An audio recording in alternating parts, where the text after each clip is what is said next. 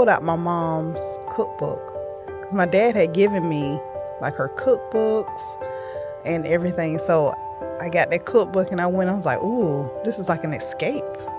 Like I just zoned into just doing this. Like I didn't hear all the noise around me. Baking was my saving grace.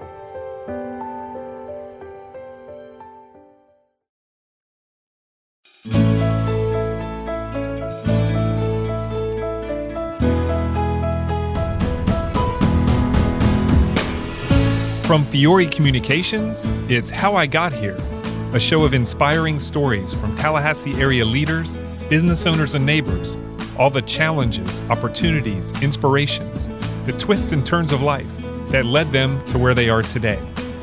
Everyone has a story worth telling, and I am really grateful that we get to bring a few of them to you.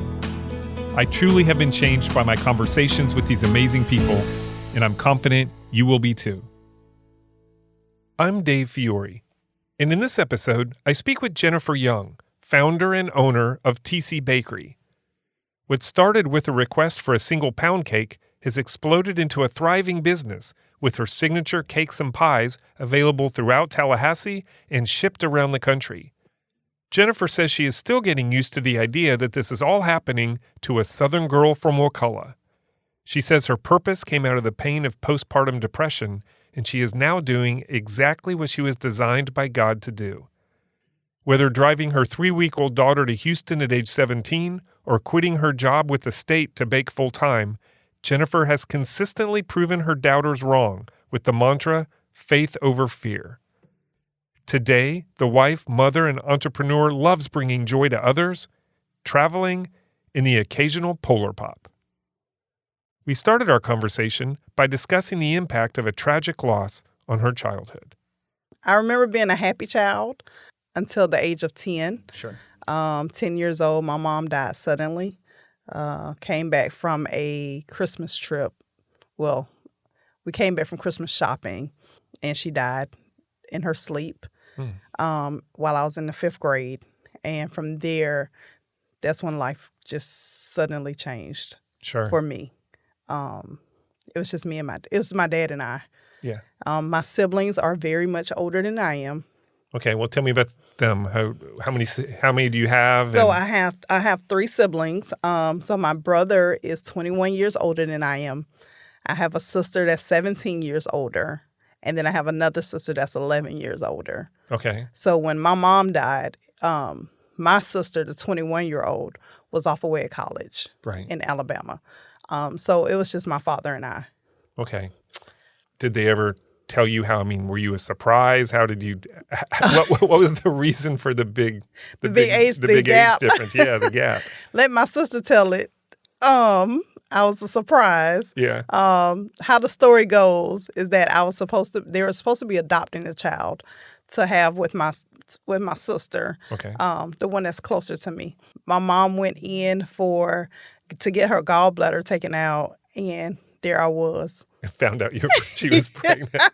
I don't know how many times people who are planning adoptions, even if they've had trouble getting pregnant, end up getting pregnant when they start that process. So Renee was 11. I was just born, and me and her were the closest. Yeah. Yes. Now, the other 2 siblings, my dad had those in his previous marriage. Okay. Yes. So my sister and I, Renee, from my mom. Okay. So we used to call ourselves the 3 amigos.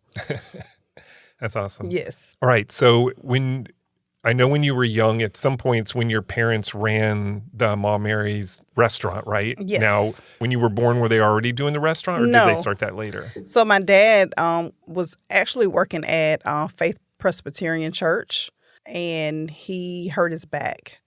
And so he took his last $100, and from what I was told, he took his last $100. You're saying it may be a little. It may be one of those shaky. Stories that yes, so it got less and less as time went on, right? So, and he told my mom, "Hey, I think we should have a restaurant," and that's how my Mary's was born. The building was already there; it was vacant. The name was already there, and so they just moved right on in. They knew the person that was the landlord. and he let them run the restaurant for 6 months rent free, just so that they could try it out, see if it Right, would work. And boy, did it work. Yeah. So I was 5 years old. Okay. So did your dad work in food at the church? No, he was like a groundskeeper Okay. and like Mr. Fix-It. So he had no restaurant experience. My mom was actually the accountant manager at FAMU in the fiscal plant department. Okay. And so how do people with those kind of backgrounds start a successful restaurant? Right. So she was from Blayton Springs, Alabama, could cook really, really well. Yeah. And so they just they stepped out on faith and believed God that it was going to work, and it worked. Yes. Yes. Well, tell me, so I know it was successful, so I'm not familiar with the story of it. So tell me what place it had in the community. Was it one of those places where people it was like their place to go eat a lot? Yes. So from what I was told. Yeah, sure. I know this has all been told to you, right? Yeah.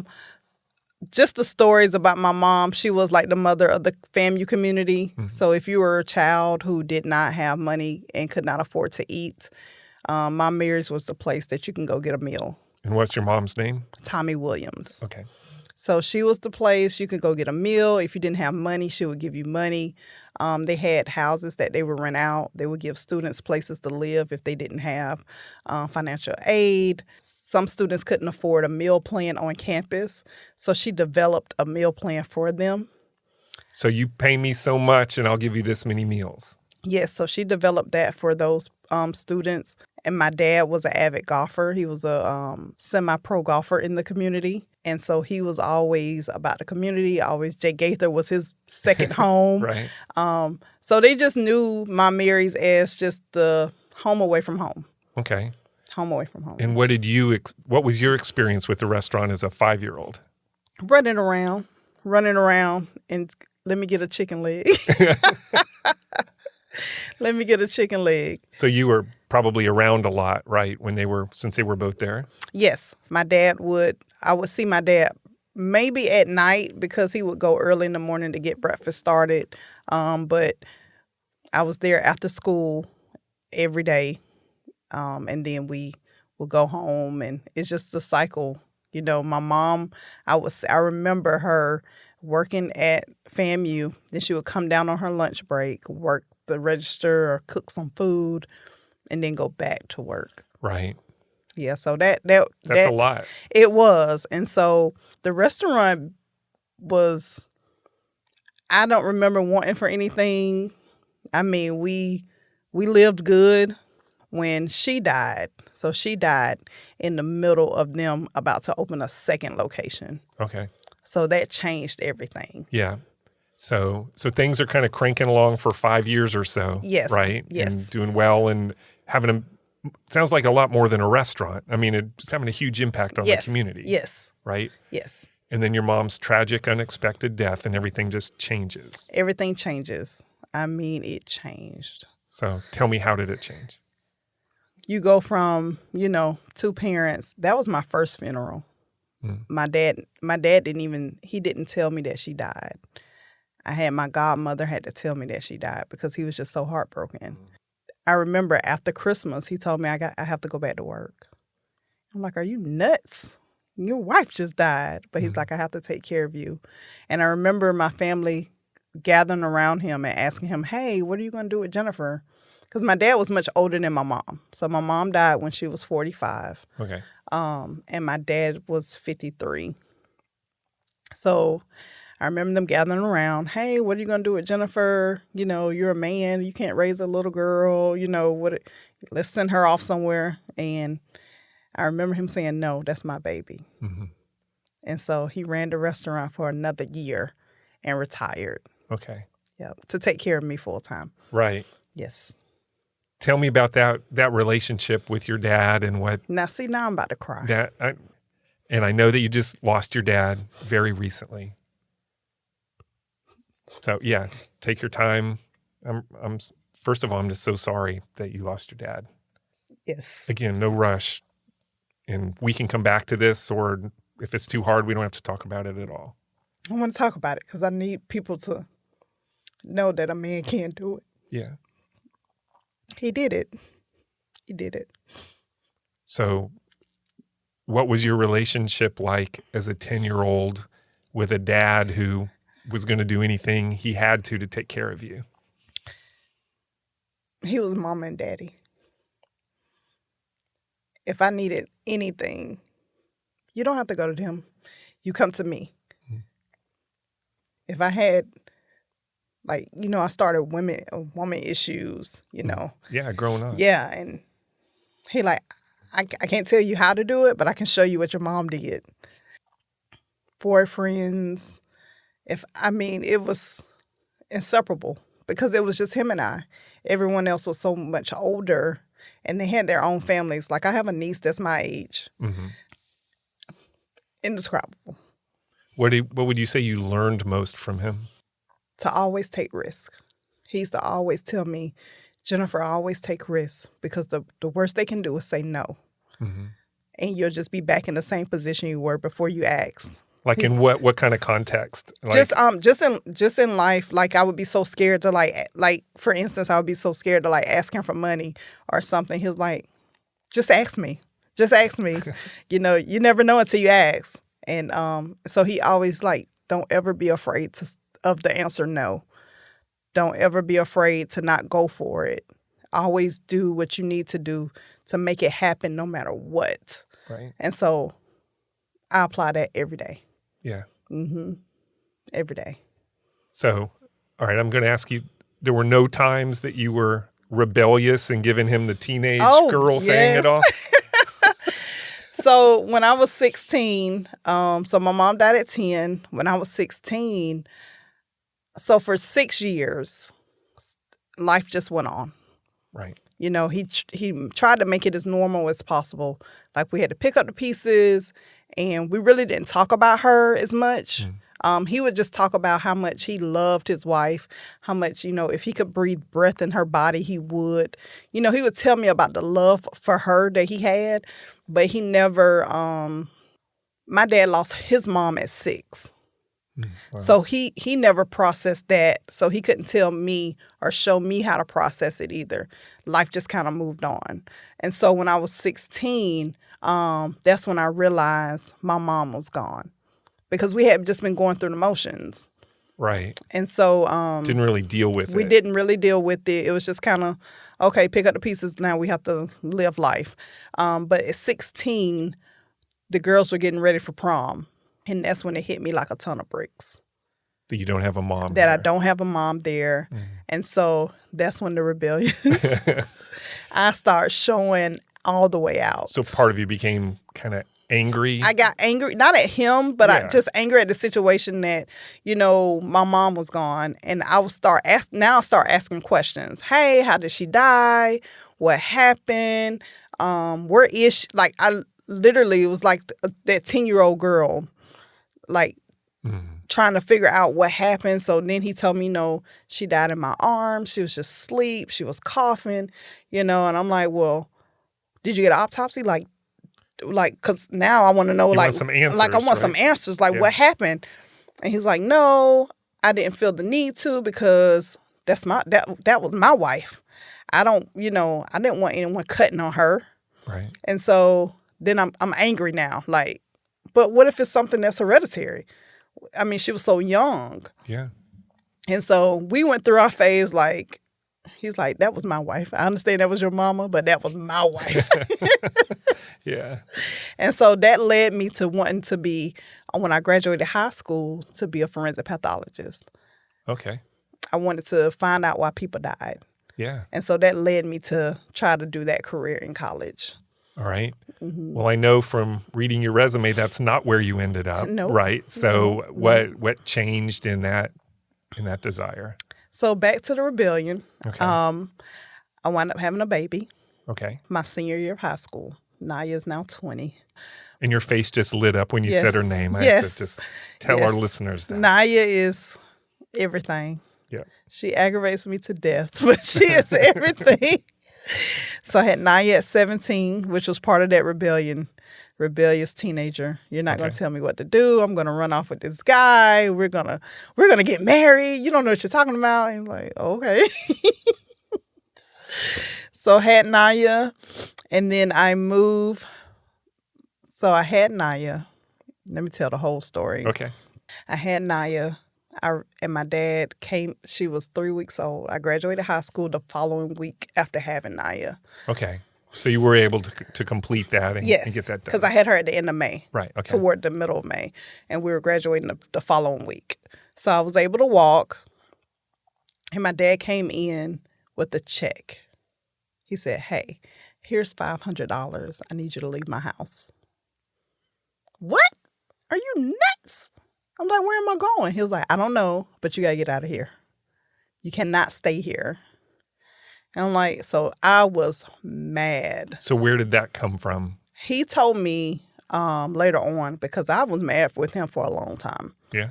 He said he didn't want me to be stuck and be a statistic because he felt as though if I stayed in Wakulla with the baby, I was just going to stay there. I wasn't going to go to college. I was just going to be one of those girls that continue to have kids Right. and not make anything of myself. So all my hopes and dreams would have died in that house. Mm-hmm. So he said, here's $500. You go out there with your sister and you make it work. Oh, okay. So what'd you do? I packed up my car with a 3-week-old baby and headed to Houston. Houston. Yes. And Okay. stayed with my sister All right. and enrolled at Texas Southern University. All right. I knew that's where you went to college, but I wasn't sure how you got there. That's that how I was got not there. the story I would have come up with, probably, if I would have made one up. Wow. Yes. I can't. First of all, traveling that far with a 3-week-old is a task in itself. Oh, was right? it a task? Oh, my gosh. And I'm 17 still because I didn't turn 18 until July. And she was born in May, so this is in June. So what was going through your head as you were on I-10 headed for Crying. Houston? I was crying, and she was crying. We was crying together. And when I got to Louisiana, I said, we just got to make it work. It's time for you to put on your big girl panties and make it work. So I got to Houston, and I applied to college. My sister, Renee, thank God for Renee. Renee made it work. Renee found me a babysitter and found me a place to stay. She went to orientation with me to TSU, and she's an AKA. So we were able to kind of like cut the line because at that time there was no internet trying to register for classes online. Right. You had to stay in line. Yeah, believe me, I remember that well. Oh, wait, I've been in the wrong line for an yes. hour? So now I got to go in another line. Yes, and that's exactly what we did. Okay. So she stayed with me. You got your classes. I got my classes. Then I wouldn't believe I met another guy. Yeah. So I would take Naya to class with me. So she's a TSU baby. Right. I remember calling my dad because my major was criminal justice because I really wanted to be that forensic pathologist. Got to my first criminal justice class and hated it. They were talking about Texas laws and life is life. And I'm like, oh my gosh, I can't do that. Like, and we're going to visit a prison. And I'm like, oh no. You're kind of the reality of it. Yes. I'm like, that's not what I signed up for. Yeah. Like, I just want to like do autopsies. I don't care about this other stuff. And they're like, no, you're going to have to get on the stand and understand the whole process, right? The whole process. Right. No, thank you. So I remember calling my dad. I'm like, hey, this is not it. What do you think I should do? Mm-hmm. And so you're talking to him again? Yes, like we're talking, but it's still tension. It's still tension, but we're talking. Okay. We never stopped talking, but it was tension. You can it was imagine. Tension. And so he said, well, you always were good in math. I was like, you know what? You're right. So I went down there and changed my major to math. And that's what I graduated with. Okay. Mm-hmm. And you ended up in accounting, right? I did. Okay. I went from, Right. I graduated with math, but I wound up going the accounting route. So you're in school. I'm in school. And you have your daughter and you meet a guy. I meet another guy. All right. He's going to sweep me off my feet. I got pregnant. Okay. And here it is, the very next year, 2003, I have another child. So now I have 2 kids at the age of 19. That could not have been easy. No, it was hard, Yeah. to say the least. We wound up getting married. So I'm married at 19. He's 27. He's an older guy, Yeah. you know. And I'm thinking, okay, well, he's my knight in shining armor. This is your answer, right? Like, I don't have to work. He's going to take care of me. Ha! He was like, no, you're going to have to work. I am not your daddy. Like, you are not a princess. I'm like, are you kidding me? I'm a princess. So you're married, in school, you graduate. I graduate. Okay. Are you still married when you graduate? When I graduate, we are divorced by then. We're divorced by then. All right. Yes. So now you're setting off in life with a degree, 2 young children. Yes. And what happens next?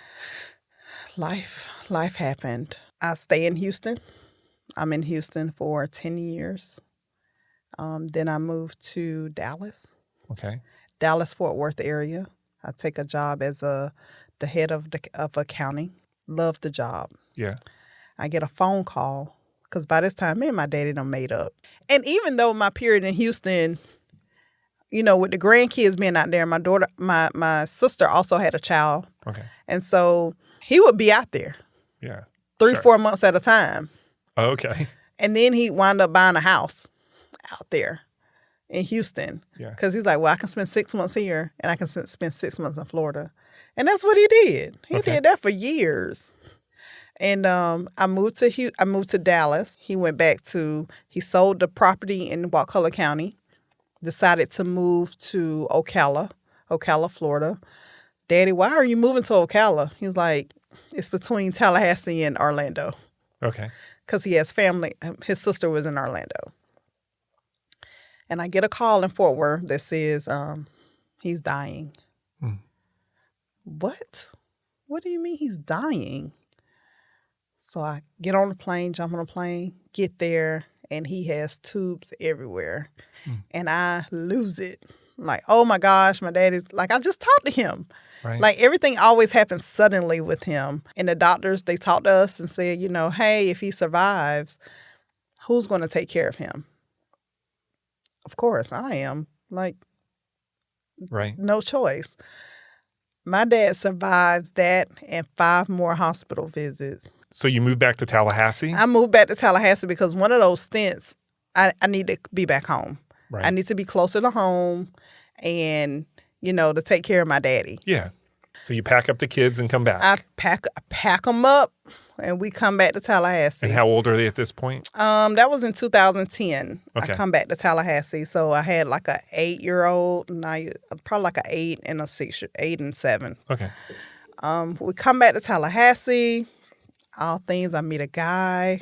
It's always a guy. It's always a guy. It's always a guy. Yeah.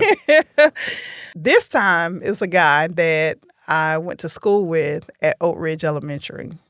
Was in the same 5th grade class. He had a crush on me back in the day, you know. And it hadn't faded in all these years. Apparently, you know, yeah. I swept him off his feet. And I moved back to Tallahassee. He's already here. It becomes a thing. Okay. So it becomes a thing. We have another baby. I have another baby. Right. So little Joseph, everything's fine. We get married. Everything's perfect, right? A couple of years later, I have some more babies. Okay. We're still married. Right. Have some more babies. Have twins this time. Twins, right. After the twins, I felt like my life stopped. Postpartum set in. Right. I didn't know what postpartum was. Had no clue. I just knew that they had to spend 9 days in the ICU and while I went home. And that took an emotional toll on me because how can I carry these little humans and gain all this weight? I've done all this stuff for you, and how dare you not come home? Right.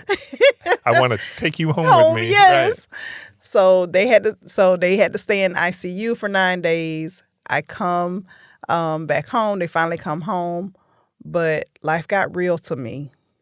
Well, let's talk about that for a minute. So on the surface, everything should be good, right? You're happily married. You're having these beautiful babies. Mm-hmm. And then all of a sudden you're hit with this.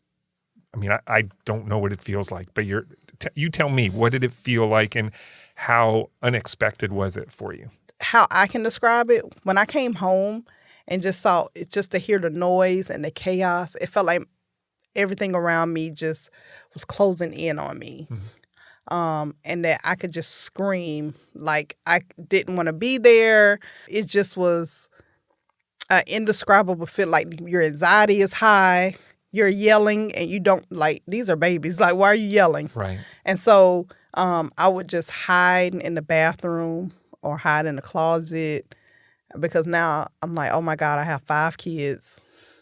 They're all different ages. Like, the gap is so large. At this time, Naya's like 14. Right. And she's in high school, and here I am having twins. And so just the realization of I've started all the way over again, yeah. Like, this is just too much to handle. And so and then on top of that, my dad is still kind of teetering with being sick.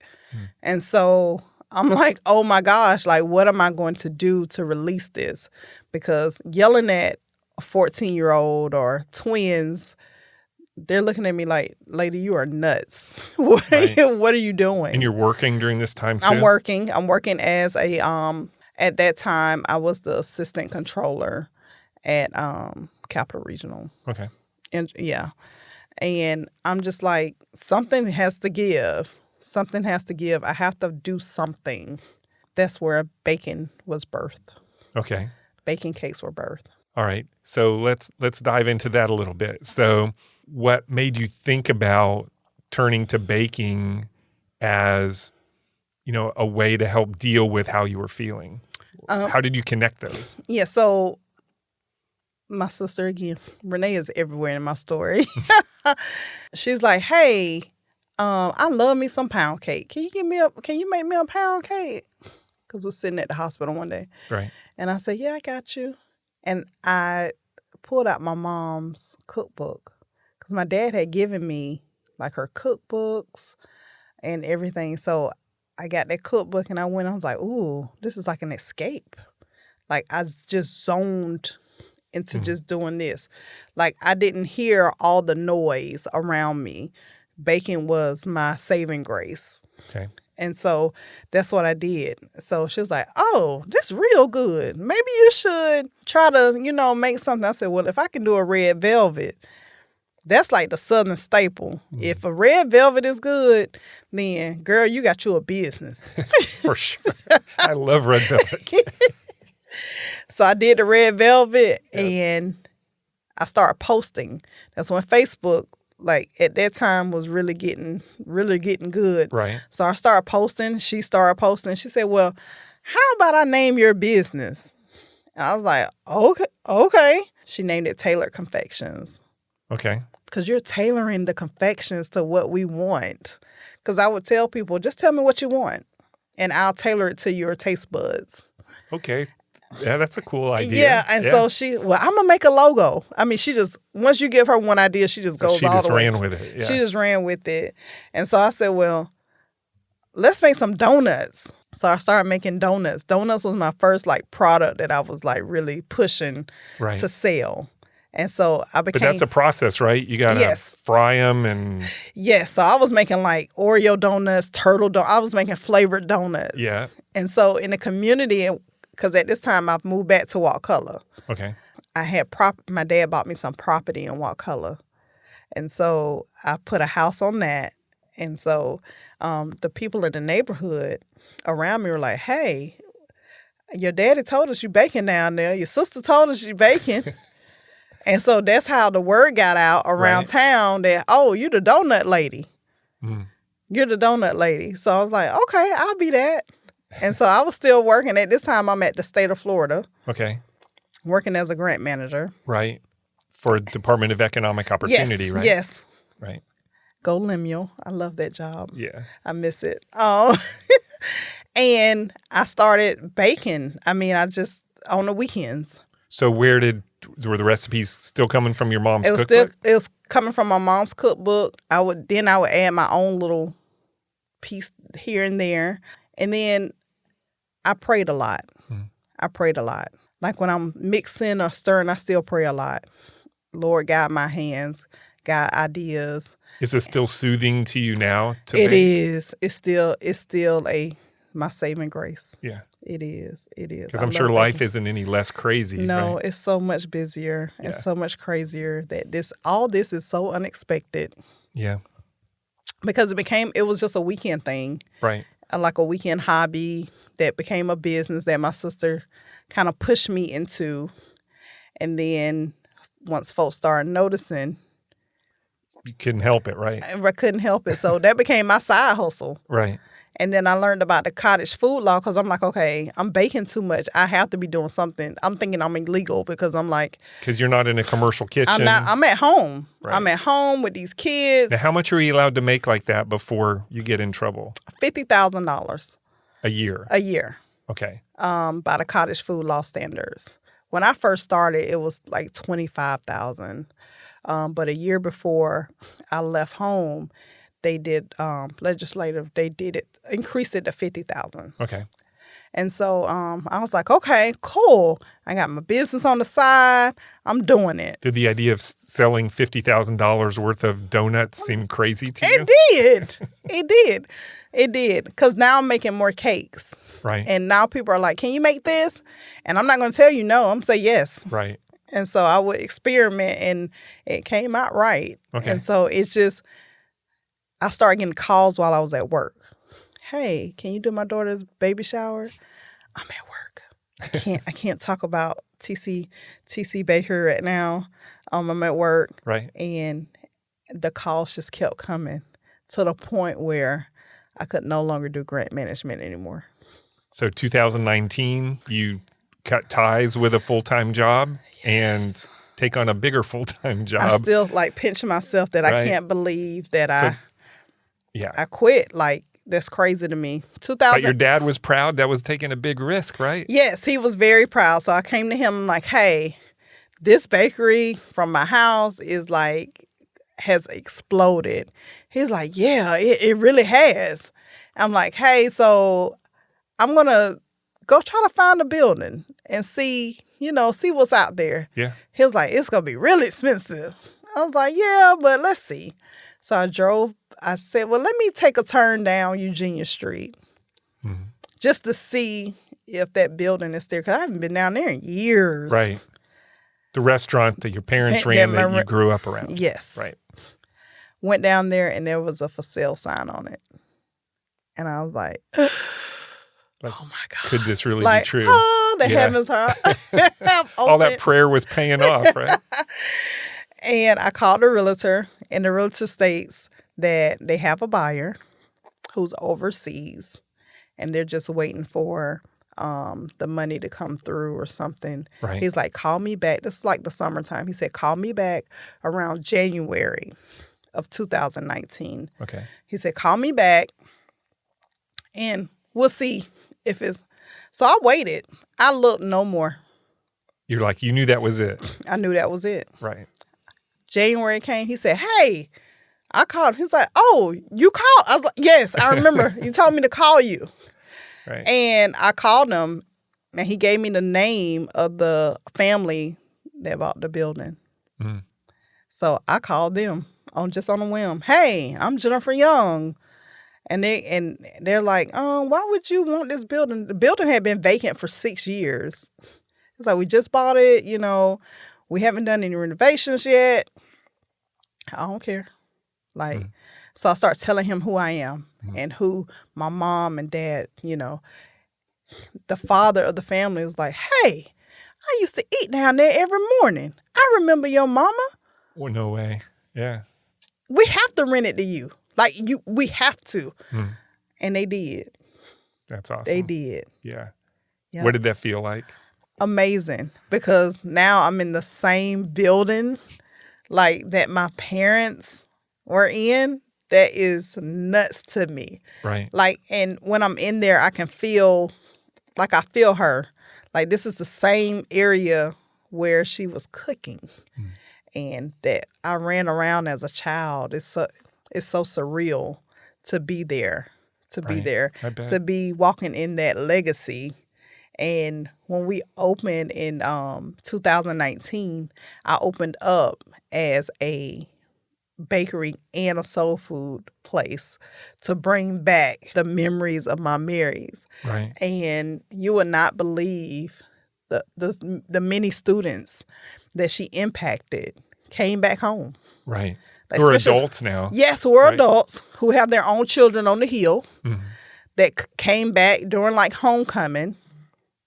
They were probably so excited. So excited. Yeah. They are just buying up everything. They're like, your mom has such an impact on me. I owe her. So I'm going to pay her back through you. Wow. And boy, did they. They did. I needed a new mixer. They paid for the mixer. I needed advertisement. They advertised for me. I have not spent one dime on advertising. It's all been word of mouth and the legacy that my parents left. I was going to say, I mean, what a testament to what the impact they had on the community, that they felt like they knew you, Yes. you know, and wanted to be part of your story. And they still are. Hey, everybody. Just a quick reminder that this episode is brought to you by Fiore Communications. Just like people, every business has a story to tell, and we've been helping our clients tell their story since 2001, because who you are as a company is just as important as what you do. To learn more about how telling your story can make a difference in your business, visit fiorecommunications.com. Thanks again for listening. Now back to the show. You're connecting with another generation of people who come back to, you know, the area, to graduates, you know, for homecoming, and reconnecting with the restaurant. It's amazing. That's pretty to cool. see that the seeds that were sown back in the 80s and the 90s are now, I'm reaping the harvest of that. And so that, to me, even being on CNN, so when we opened in 2019, one of those former students, they're now executive producer at CNN. Hey, we're doing a homecoming HBCU special, and your restaurant is going to be featured. Like, what? Yeah. So it's like, wow, like you couldn't have, like I just wanted people to like my stuff. Right. I was just getting joy out of seeing you take a piece of key lime and you're like, oh my God, this is so good. But to have this other stuff happen, it was just so surreal. Yeah. Yeah. So I just want to ask you real quickly, when you're setting it all up, obviously you're good with numbers. The financial part probably came pretty naturally for you, but there's a lot more to starting a business than Yes, that. God. So how did you make all that happen? We hired a lot of family for employees. And a lot of it was just hit and miss. We didn't know. You know, my dad thought that the restaurant piece was his baby. Mm-hmm. He wanted to relive the 90s. And he did not realize that we're not in the 90s anymore, and they're not eating that same food. Right. People are more trying to be more healthier. Or so the traditional soul food, the way it used to be made, they don't like that anymore. No, right. Right. They want it one day a week instead of every day of the week. And so because cholesterol matters now, right? And stuff like that. Right? And diabetes, you know. Yeah. And I'm like, and I used to tell him all the time because, you know, after we would have good days like the homecomings or the FSU homecomings and stuff, but regular every day, we were losing money because no one ate like that anymore. So he just could not understand why they're not eating our food. And they're only eating cakes. And it had got to the point where, you know, before I opened, he said, well, the food is going to pay the rent for what you're doing. And I'm like, oh, okay, cool. It did not. No. It was the bakery. It was the bakery. Right. It was the bakery. So but they're still kind of cranking along. They're cranking along. The bakery is up. The food is down. And now financially, it's starting not to make sense. Okay. So to keep the food. To keep the food. So It's like December. It doesn't make sense. So December of 2019. 2019. We're only 5 months in, but I can see that you're an accountant. It's not made like financially, like the employees are making more money than we are. Like we're taking out of our savings to pay them. Yeah. That's not a sustainable model. Right. And so, and because I didn't have any model or any business plan, I started this with no business plan. Right. The pandemic hit in 2020. And that was the best thing that could have happened to us. Why is that? I was able to get away from the food and do bakery full time. Okay. So you didn't have to make that tough decision. I didn't. Because the restaurants were shutting down all over the place. DeSantis had shut down the restaurant business and said that you can only do takeout. And then we changed the menu. Like, let's do chicken wings and fries or pork chop and fries. And it did okay. Stuff that traveled better. Right. It did okay. But I was selling out of cakes every day. The cakes were pandemic proof. Right. I was selling cakes every day. I mean, I would bake, and it just seemed like I couldn't bake enough. Mm-hmm. And then, do you ship? Do you do this? Do you do that? No, but I can. I will. And that's how that got birthed out of the pandemic. People wanting to want me to ship to Seattle and ship to New York and New Jersey. So it just made sense to, we're no longer doing food. Right. So you open back up after, even before you could open back up, you were still doing all the bakery stuff. Yes. But then after, when things start to loosen up a little bit, you open back up as strictly a bakery. Strictly a bakery. All right. And it was the best decision ever. Right. So why are your desserts so popular? What do you think makes them different than other options? I know there are some great bakeries in town that people love, but it sounds like yours is something special. Why do you think that is? Why is that? I don't know. I think I'm relatable. People come in the shop just to talk to me and not necessarily buy anything, sometimes. I know about their children and their grandchildren. Sounds like your mom probably was before. Yes. I'm my mama all over again. I'm country. I'm still the same Jennifer you met, before all this happened. I'm not going to change. I'm me. Right. I'm authentic. And I pray. I pray a lot. I pray. Prayer has been my saving grace too, knowing that God has allowed me to pivot in the midst of a pandemic, and where different restaurants have closed down. Major restaurants has closed down. Right. It's amazing to see that little TC Bakery over there on Eugenia Street on the south side is still trucking along. Well, that too, you're the only bakery on the south side, The only bakery on the south side. What does that mean to you that you can fill that role? It's amazing. At first, it was a lot of pressure because I didn't want to let anyone down. But as we go along, I see the impact that it has made on the community. Like, we have another bakery coming on the south side. Oh, great. Yeah. And I see the chocolate dandies are on the south side. It's great to see that other businesses can know that you can thrive beyond the railroad tracks, that we can sustain. We're sustaining in this pandemic. Yeah. I'm meeting everyone. People, it's amazing how I get a lot of people, especially from the north side, that say, hey, I've never even been over here, but I heard about your cakes. So they drove over to get your cakes. Just to get my cakes. And now we're like family. Yeah, that's awesome. Well, and I will say, you can be the nicest person in the world, but if your cakes are horrible, people aren't driving across town. Yes. Right? I mean... And I tell people it's the anointing. It's the anointing in these hands. God has truly blessed me to do exactly what I feel I've been designed to do.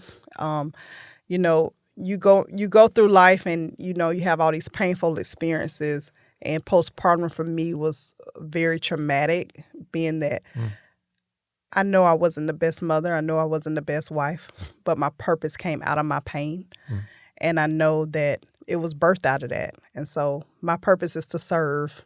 And if I can serve you, whether it's cake or just be a helping hand to you, I've done my job, and I'm just as happy as I can be, and that's what we do. That's what we do. We serve. During the pandemic, I was the first restaurant to feed over 200 kids for 2 weeks on the South Side, and I didn't sell anything. It's just I want to serve. Yeah. I want to be a servant. That's awesome.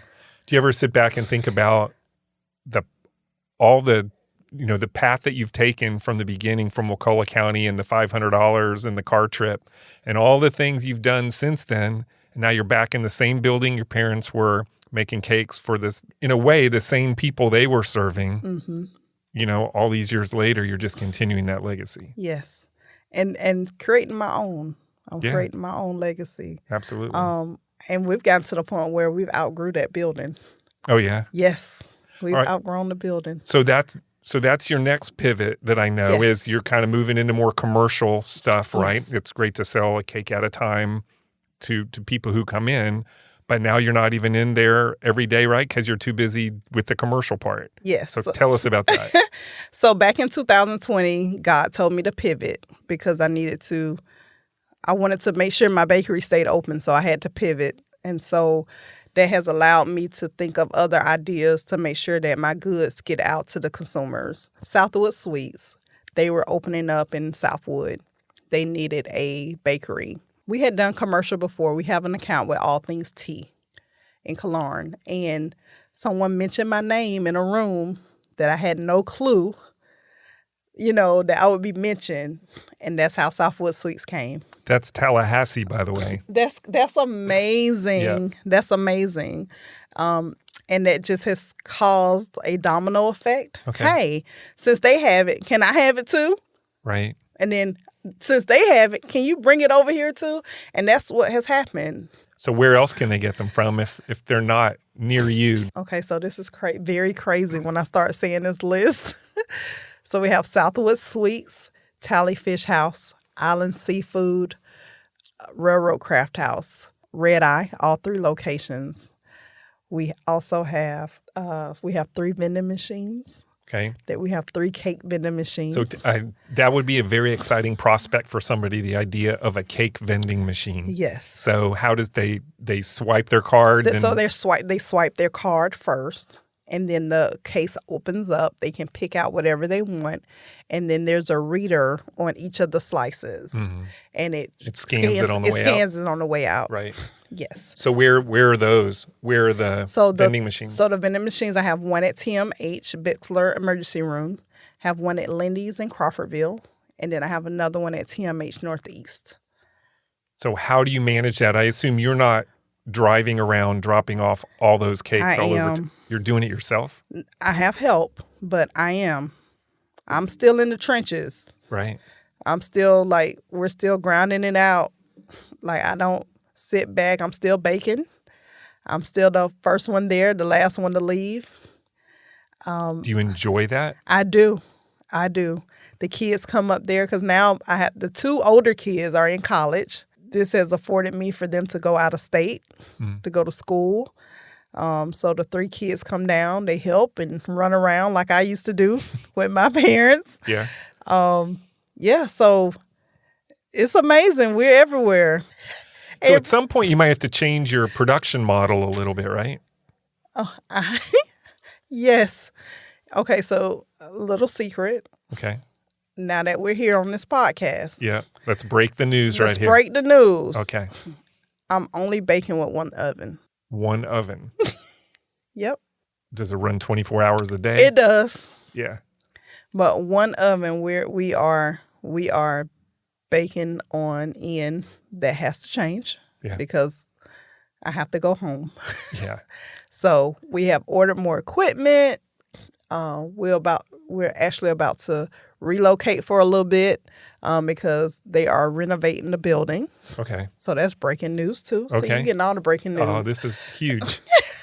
So in 45 days, we'll be moving out of that location just so they can renovate. So we're renovating the whole building. And then we have more exciting news Saturday. My first grocery store. Grocery store? Yes. So TC Bakery will now be available in the Piggly Wiggly of Southside. That is awesome. Yes. How is that going to mean walking through and seeing your stuff in a grocery store? So we went the other day to look at the case. Yeah. And it is beyond my wildest dreams. Yeah.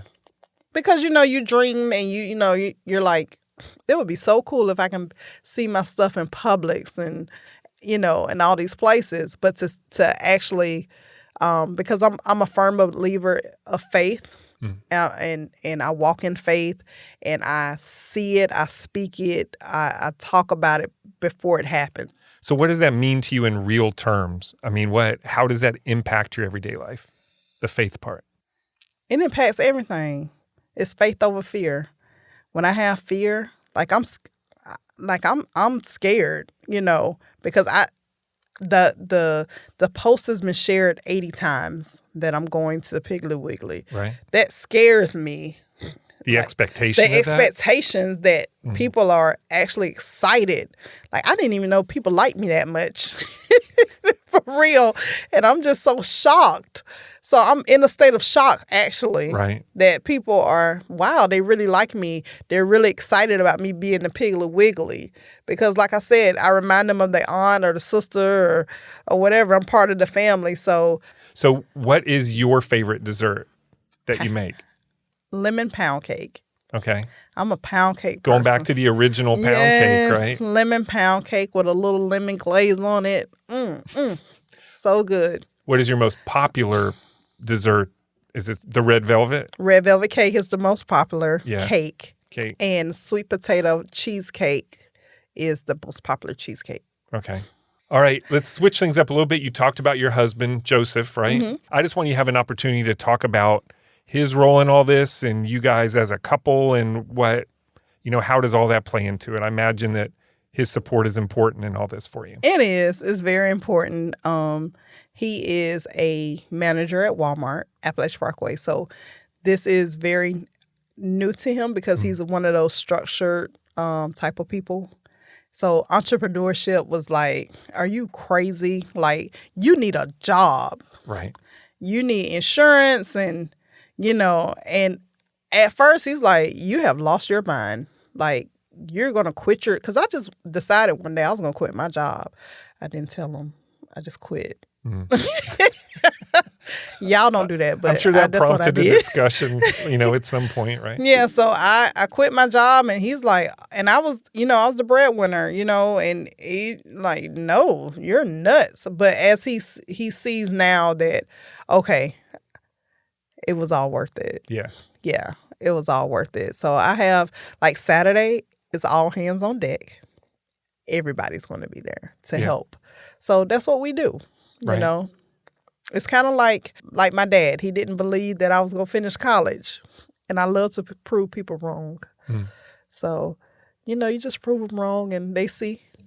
Well, I don't think too many people are going to be doubting you from this point forward. I'm pretty certain of that. Jennifer, what else do you do that might surprise people? Is there anything else, any other interests or hobbies or anything you love outside of baking? Not that you have much time, but. Right. I love to travel. And love on my babies. I'm living through my college kids. So whatever they want to do, that's fun. I enjoy seeing them happy. Yeah. So now it's homecoming time. And so we're going to a concert. Now, I'm not going, but they'll FaceTime me. Hey, I'm at the concert. I'm like, yay. So seeing people happy around me, that brings me joy, especially if I can help bring them that joy. So, but traveling is like my number one. I love to travel. Right. Travel and eat. Those are two good things. And Polar Pops, which I should stay away from, but I love Polar Pops. That's like 86 ounces of goodness. Of sugar. Those things are humongous. All for 94 cents. What a bargain. What a bargain that is. All right, Jennifer, looking back, what is the one thing or person that changed the trajectory of your life to this point? I can tell you what's changing me now. Okay. Is the death of my father. Mm-hmm. that has changed me. It has made me more resilient, giving me more purpose because I want to honor him. You know, me and my sister, we made sure that we honored him while he was alive. Anything and everything he wanted to do, he did it. And so he used to always tell me, baby, you're going to be famous one day. Somebody go come and buy your recipes. And because at first he wasn't a believer. He was like, like it was the food. And then once he started seeing like, oh, people love cake. He's like, I can't believe so many people love cake. He used to tell me that every day. Like, people eat cake more than food. And so that has changed me. That has given me a new drive to make sure that I fulfill that purpose. That I feel like he prophesied that to me, that I was going to be, my name was going to be in lights. And because I'm very shy, I love being in the background. This being up front is so new to me. I would rather go back and hide because I'm not a showy person. Right. Yeah. So that my father's death has really, really changed me and changed my perspective, that enjoy every moment because he did. Right. He enjoyed his life. I'm going to enjoy mine too. All right. You sort of answered my final question, but I'm going to throw it out to you anyway. I end everyone with this question. Okay. So, the podcast is called How I Got Here. Yes. So we've talked about how you got to this point in your life, but where do you think here might be for you in 3 to 5 years from now? I hope to have my own factory. So more than one oven. Yes. Praise the Lord. Yeah.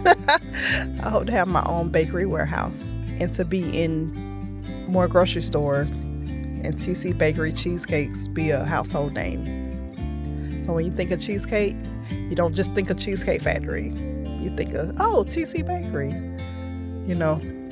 This Southern girl out of Wakulla County, doing my cake decorating classes that we do, but I want to expand it. I want to also open up a nonprofit called Tommy's Girls, named after my mother, to help single mothers and to help teenage mothers, to let them know that, hey, you can do it too.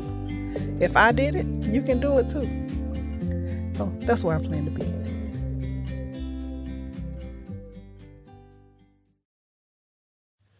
Thanks for listening to the show. You can subscribe at Apple Podcast, Spotify, or wherever you get your podcasts. And while you're there, please leave us a review. It really does make a difference. Thanks to my amazing staff at Fiore Communications, who pick up the slack while I'm working on these podcasts, and to Troy Bloom for composing our theme music. You can hear more of Troy's creations on Facebook and Instagram at Troy Bloom Music. To connect with the podcast or suggest a future guest, follow us on social media or email us at podcast@fiorecommunications.com.